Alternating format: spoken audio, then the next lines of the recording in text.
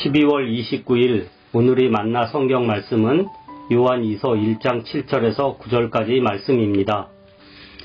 미혹하는 자가 세상에 많이 나왔나니 이는 예수 그리스도께서 육체로 오심을 부인하는 자라. 이런 자가 미혹하는 자요 적 그리스도니. 너희는 스스로 삼가 우리가 이런 것을 잃지 말고 오직 온전한 상을 받으라. 지나쳐 그리스도의 교훈 안에 거하지 아니하는 자는 다 하나님을 모시지 못하되 교훈 안에 거하는 그 사람은 아버지와 아들을 모시느니라. 아멘. 오늘 만나로 만나주시는 하나님을 기대합니다.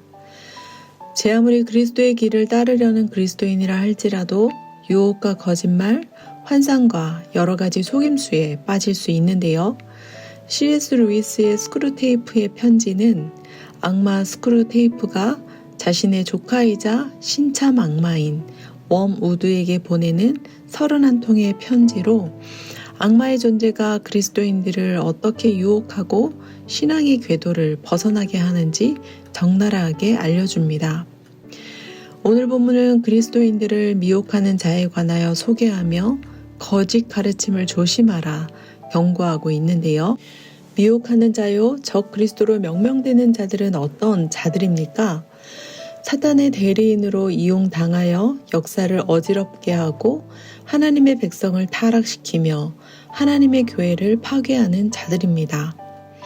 우리가 교만하거나 악한 습관과 죄의 잔재를 남겨둘 때 우리는 언제든 사단에게 이용당할 수 있는데요. 그러므로 거짓 가르침을 조심하며 항상 깨어 있어야 합니다. 미혹하는 자요 적 그리스도인은 첫째, 예수 그리스도께서 육체로 오심을 부인합니다. 칼 바르트는 성서 그 자체가 예수 그리스도를 참 신이며 참 인간으로 증언하고 있다고 주장하며 오직 성서를 강조했는데요. 성자가 피조물인 인간을 구원하시기 위해 참 인간 예수가 되신 것은 엄연한 역사적인 사건이요 성서가 증언하는 바입니다. 둘째, 적 그리스도인은 그리스도의 교훈 안에 거하지 않습니다. 그리스도의 교훈이 무엇인지 본문에는 구체적으로 나와 있지 않은데요.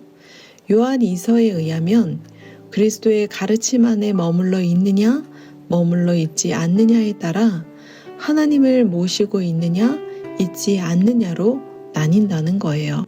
그리스도의 바른 교훈 안에 거할 때 아버지와 아들과 지속적인 관계를 맺을 수 있습니다.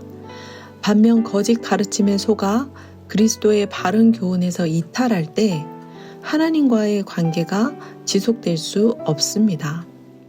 그러므로 거짓에 흔들리지 말고 진리의 말씀 위에 서 있어야 하는데요. 진리의 말씀 위에 서 있기 위해 우리가 지향해야 할 바는 무엇일까요? 악마 스크루테이프처럼 우리가 진리 위에 서 있지 못하도록 미혹하는 자들이 있음을 경계해야 합니다. 왜냐하면 미혹하는 자가 세상에 많이 나타났기 때문입니다. 코로나 기간 동안 일반 개신교 교회들처럼 이단에서도 줌으로 소모임과 성경 공부를 하며 진리 위에 서 있으려는 자들을 속이고 미혹한 사례를 접할 수 있었는데요. 이러한 거짓 교사들을 통한 사탄의 영적 전쟁에 경각심을 가지고 사탄의 존재를 의식하되 지나치게 관심을 쏟을 필요는 없습니다. 오히려 진리이신 그리스도요, 진리의 말씀 안에 거함으로 하나님과의 관계에 관심을 기울여야 하는데요. 사탄은 복음 전파를 방해할 뿐만 아니라 하나님의 자녀들이 영적 영향력을 발휘하지 못하게 하고 하나님과의 관계를 유지하지 못하게 합니다. 그러므로 우리는 각자의 영혼을 지키기 위해 그리스도의 교훈 안에 거해야 합니다. 오늘 만날을 통해 날마다 하나님의 음성을 들으며 기도로 하루를 시작하십시오. 진리의 말씀 위에서 하루를 살아갈 수 있도록 성령님의 도우심을 간구하면 좋겠습니다. 공동체의 성경 읽기를 통해 성경 전체를 읽는 가운데 하나님의 마음을 발견해 보십시오.